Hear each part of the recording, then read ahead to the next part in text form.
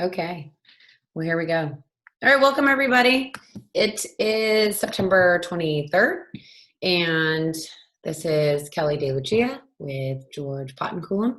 We're going to do our local real estate market update. We had a ton of information today, so hopefully I did a good job of splitting it into two segments, and we will just jump right in with our local trends, which is the same old story week in, week out. I mean, this is our theme. If you look at 917 to 923, new listings are super low. Pending sales are much higher. You have a 500 home discrepancy between properties that went on the market, properties that went under contract. It is an amazing time to sell your home.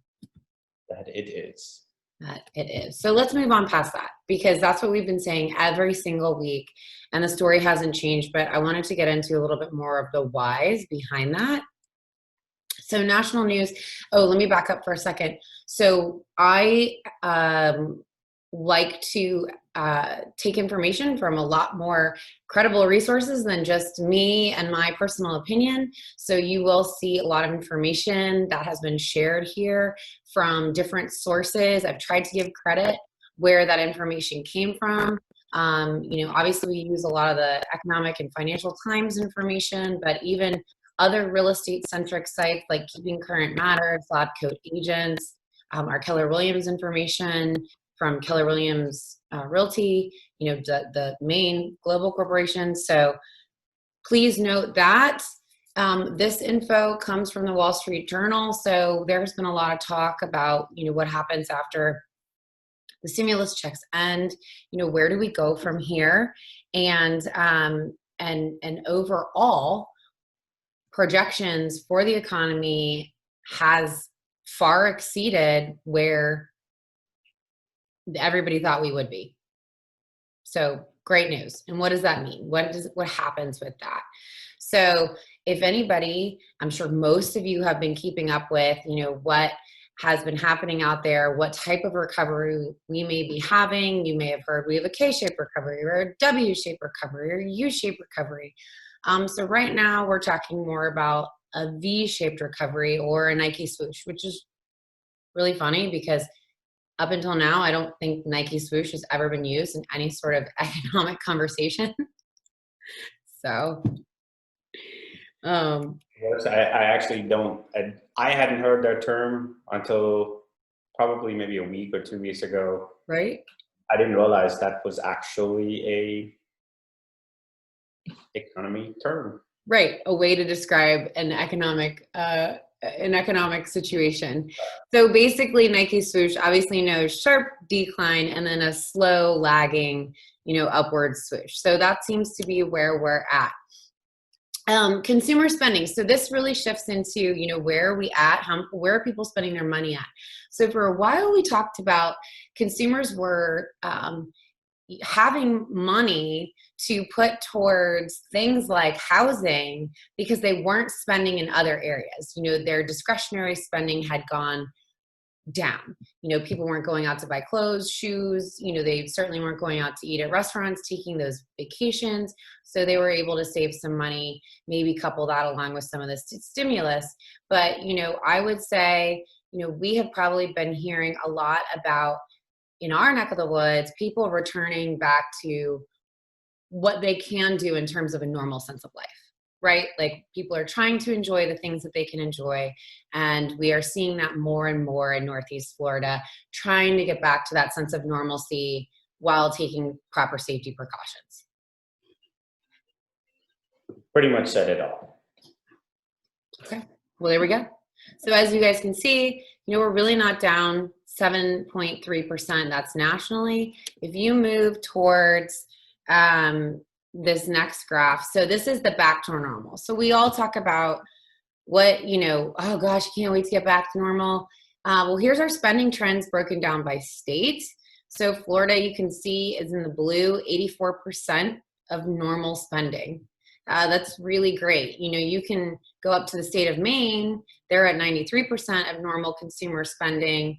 Maine has been one of the least impacted states in terms of COVID-related instances and certainly COVID-related deaths. So certainly their economy has been impacted, but the people living in the state of Maine are, continuing to spend. Contrast that with Hawaii. They're down 57%. They're only a little bit over half of what would normally be spent. But I mean, Hawaii, it's tough to get to. It's hard to spend. It's tough to even get supplies and materials and things to buy there. Right. So, well, in addition to that, Hawaii still is one of the few states that have restrictions within islands coming in, etc. So, if you have a economy that's based very heavily on tourism and you are not allowing people to come in, it's going to be a problem. So they will continue to kind of be in this boat for a little while until that all loosens up.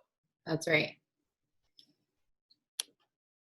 So this topic, the next few slides, I think we're going to dig into a little bit more. We have been hearing a lot lately. I don't know what it is about this last week. I would even say the last 3 days.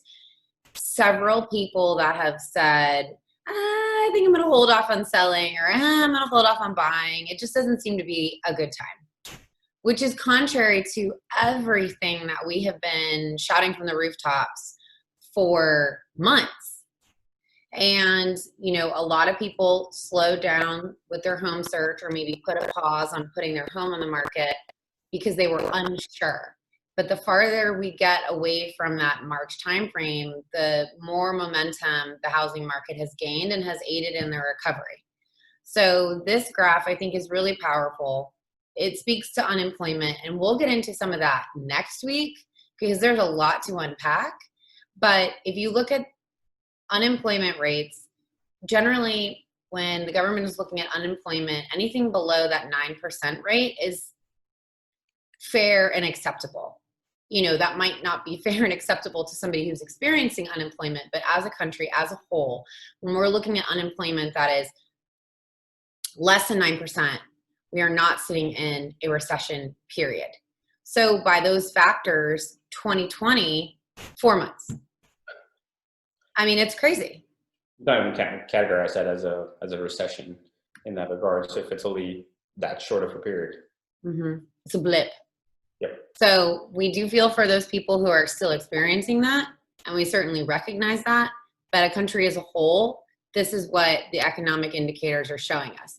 And one of the main things that is leading that is our recovery is because of real estate, because of the industries associated with real estate, whether that's construction or finances, the financial service sector, certainly our jobs. And all the other ancillary businesses that help run that part of our economy have maintained and gained as the months have gone on. This is one of those graphics that is pretty shocking when you look at why we're not experiencing as much panic, perhaps, as in other times. That Americans have a lot of equity in their property. 58.7%, so almost 60%. So if you're looking at that and then you break it down further and you say 42% of those homes are owned free and clear, which is shocking. I would love to sit here and say that I owned my home free and clear. George just bought another house. So, and it is amazing. I mean, and the truth is there's a lot of them. I mean, we're dealing with multiple buyers who, in the process of when they do sell their home or have a home that they're just not going to sell, they're just going to hold on to them. Amazing at how high of a percentage that is in comparison to previous years where they've always had, we need to sell this house in order to get to that next closing. I mean, our down payment is going to come from this particular home. So it's amazing how things have changed. Which is why real estate is continuing to be as strong as it is because of plenty of responsible people who have maintained, paid down their debts, and be able to buy smart over the years. Yeah, I mean, and we have a lot of older homes, older properties in our market that were built in the 70s, 80s, even before that, where a lot of those people have not moved yet. They still own those homes. And we know that just based on some of the renovation data that we have out there, and that at least 30% of all homes in the Duval County area need to be renovated.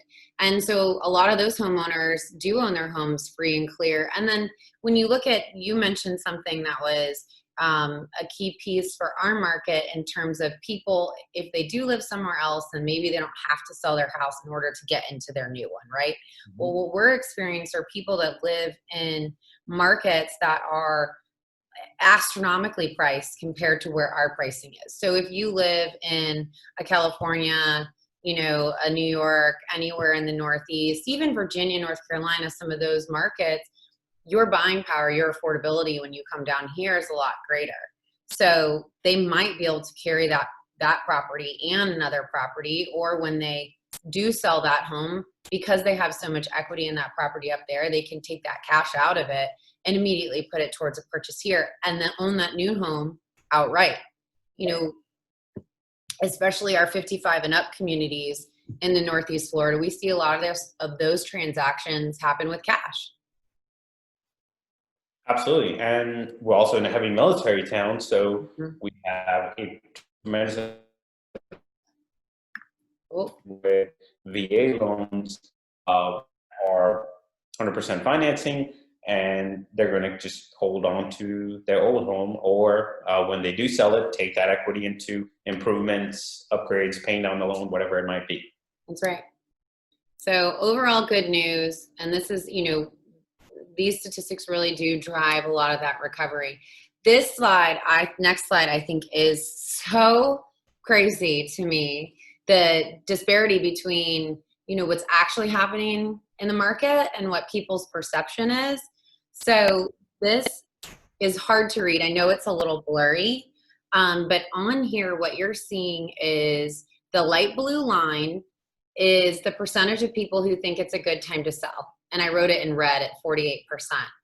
And then the percentage in the darker blue is the people that think it's a good time to buy. And people that think it's a good time to buy, they're at 59%. Now, there's a gap. So what does that mean? That there's going to be a supply and demand issue.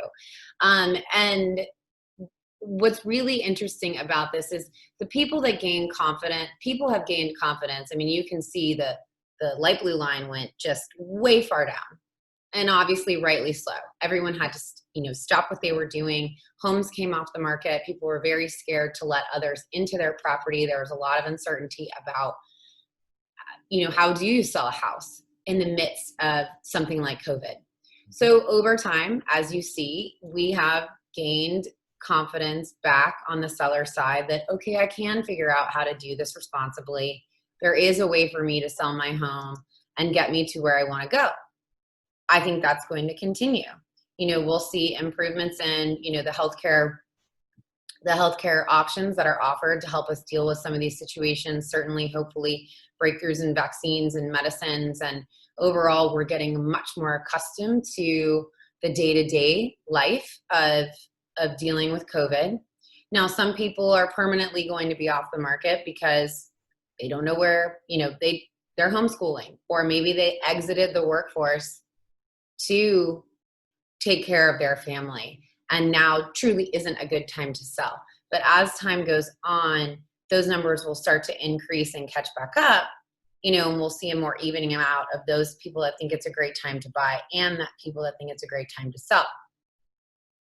Well, and add to it is we'll have continued, interest rates is really one of the biggest factors why people are looking at that reason to buy to feel that it's a good time to buy. But it's also, as we continue to improve just the process, as people get comfortable in where they are, you'll see a bunch of people moving forward because they do realize that there's a change. And with all the construction and upgrades that people have done, they have added, again, more value into their home.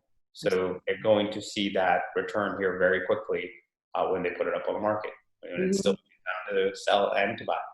Yes. And so here is something that we've broken it down two different ways for you. So this chart shows you last year's pricing, because a lot of people might be sitting here thinking, well, I don't want to buy right now, or, oh man, the house that I wanted was only $250,000. Now it's $263,000. I can't afford it. Or maybe in some markets it went from 250 to 300, just based on where you specifically live. Right. But you can, in most cases, still afford to purchase those homes because of where interest rates are at. And that's why it's so important to have those conversations, to talk to one of us, to get a lender involved, to run your actual numbers to see what can you afford, because buyer affordability right now is at an all-time high, even though prices have been on the rise and are continuing to be on the rise. So here's a great example. We've talked about refi is an easy example of staying in your house and paying less because you're getting a lower interest rate. Well, why can't we translate that into a purchase? It's very simple when you take a look at the numbers, that if you're saving money on your interest rate, that even if you're spending slightly a little bit more, you're still paying less out of pocket every month. Now, there are some things baked in here, like obviously appreciation, and we're using a 5.5% average increase. But look at your monthly savings. So assuming you want to go from one property to another, even if you might be able to spend $50,000 more and keep your payment the same. That is a key factor there, because that's why a lot of people not knowing, when they say, hey, they want to spend $250,000 on a house, what was the goal? I mean, unless you're paying cash for it, you're going to be looking at that financing number and just understand what your monthly payments are. So that's always a good question we always ask, is to find out, okay, great, what's your goal to get that monthly payment? Oh, we want to, $1,500. Well, that actually pushes you a lot higher than what you expect. And that's why it's so important, before you just throw a random number out there based on history or what you've calculated on online, online mortgage calculator, right?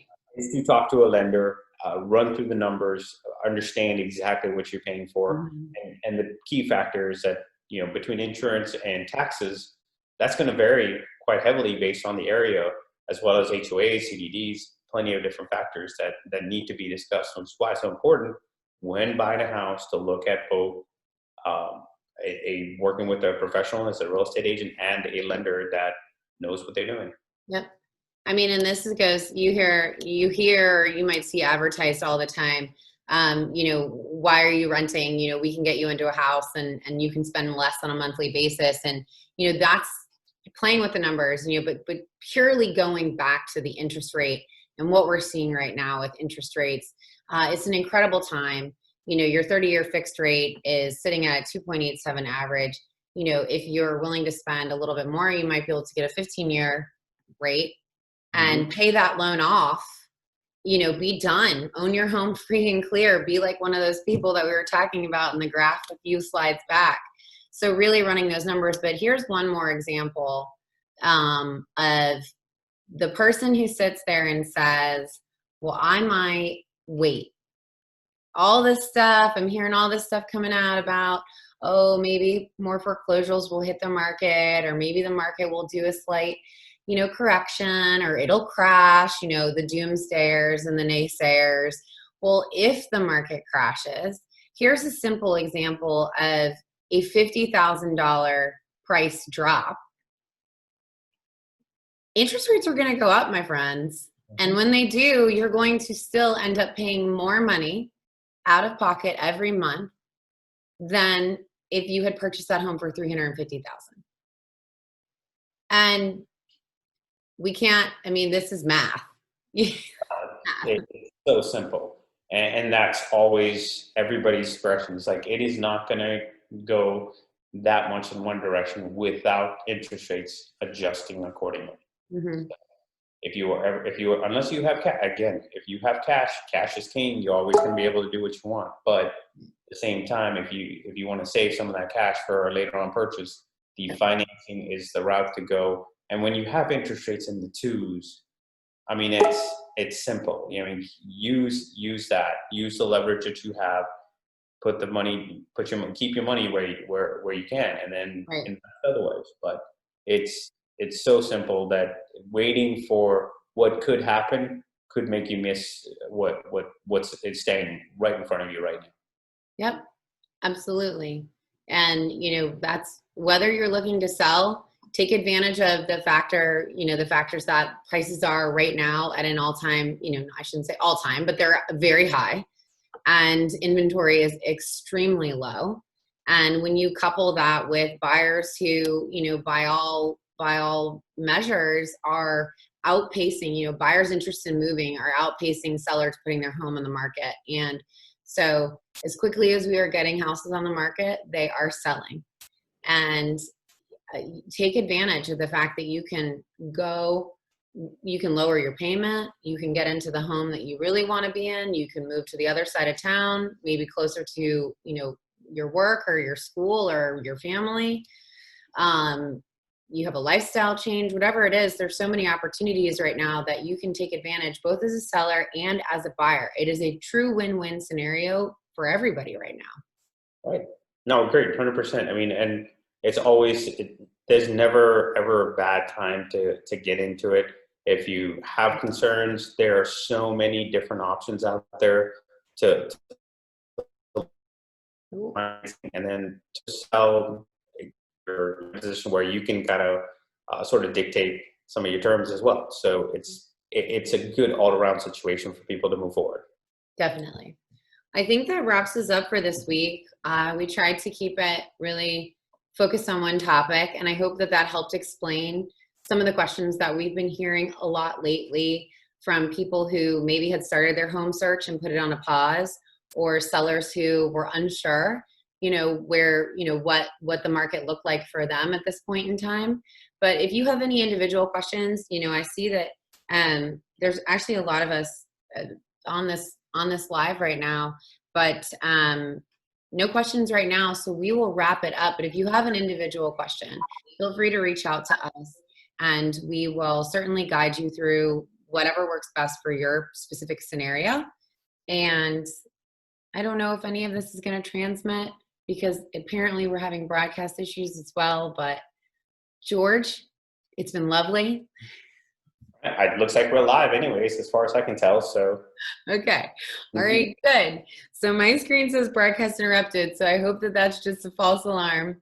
But if not, obviously this records as well. So hopefully you go back and you watch it and you share it with anybody else who might want to see some of the same information. Give us a call, 904-476-5539. Always welcome to go onto our website at welchteam.com. or check us out at pretty much any of the social networks at Welch Team. And we'll see you next week. Bye.